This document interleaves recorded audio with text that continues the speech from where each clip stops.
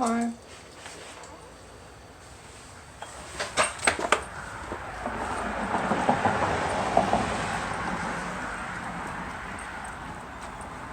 Where are we going? To the horse stable. Yeah. Why? Because it's not raining right now, and so... Mom's eating. So, everybody knows, or well, a lot of people recently know. Everybody knows John. So I'm down 12 pounds, which doesn't sound like a lot, but I'm down 6 pant sizes. So everybody's body deals with keto better. John can get away with a lot of different stuff than what my body will get away with, and still be getting healthier. Right. But I don't get the great results. I'm not down even a single pant size. So, really? yeah, they're just less tight. So it's just inflammation. Probably.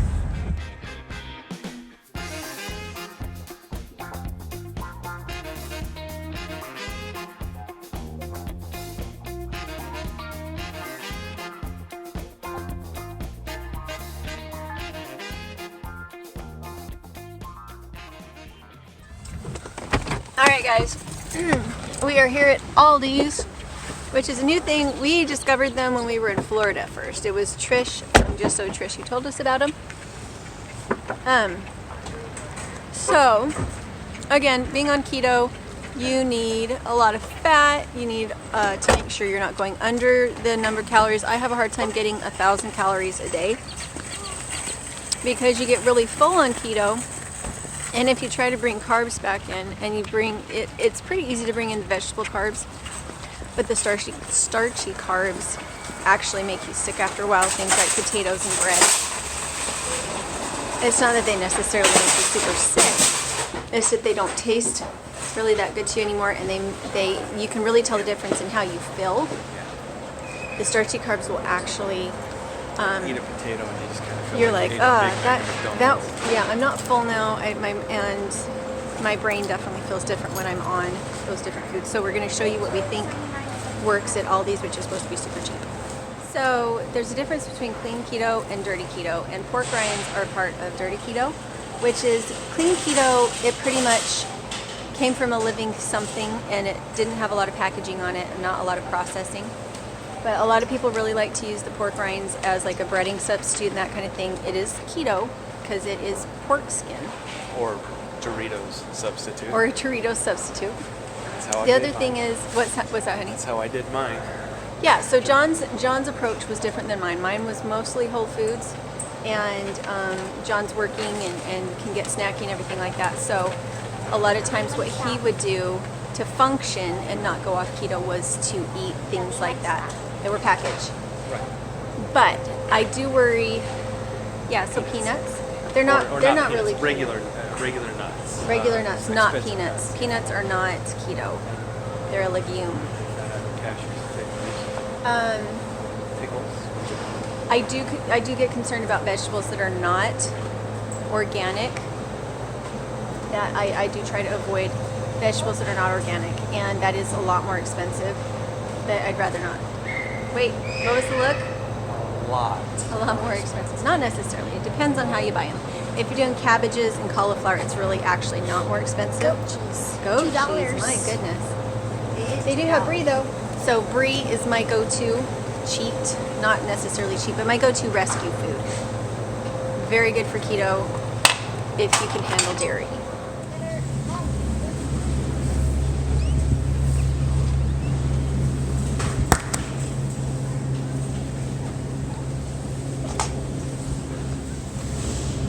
John makes our yogurt in the kasori, So it's $2 for a gallon. so we don't need any yogurt.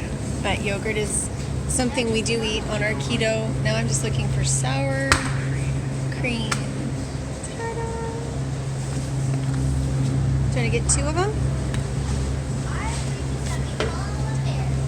I'm not sure how we're going to feel on them because I'm not sure. Oh my, we found one without a whole bunch of crap in it. It just has milk and cream and enzymes. No carrageenan. Yay. More than 2. Yeah, it'll The fridge store. is a little empty, so. What does it not have a lot of? No, just get 4 total. We don't need. That's 4. What does it not have a lot of? Actually, they're only 99 cents, aren't they? Yeah, then fill up the rest of the tray. That's fine. We're keto. Don't ever forget it. Never mess the sour cream. Can you hold? You want to get 6? Is that It's a thickener. Usually you want to look at them though, one at a time. Yes. Are they pasture raised? No, dear. Are they pasture These are the raised? we don't care about our chickens or our eggs or the people we're selling them to. Yeah. They have a lot of little packages of frozen fruit, not fruit, food, vegetables. But I'm not sure. They're pretty small. It's like a WinCo with smaller packages. Yeah, a WinCo with smaller packages or an Albertsons with a little bit smaller packages. So I don't really want to get vegetables there. I have a, what, honey? Oh, they have duck. Yum. Oh yeah. Yeah, but it's not Thanksgiving yet. No.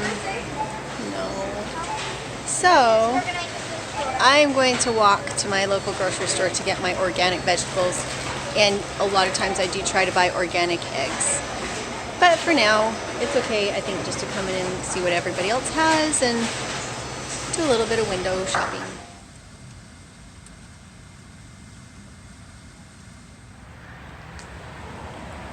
So it's really hard to find a spot where you can't hear the traffic, and I wanted to give you like a last minute tip. So we'll see if I can find a spot. All right, so I wanted to say that the reason I showed you that I was eating that egg this morning is that I really eat a lot of hard-boiled eggs now. I've never done well with hard-boiled eggs. In the past, they were never enough protein for me. I really couldn't make it very long on a hard-boiled egg. But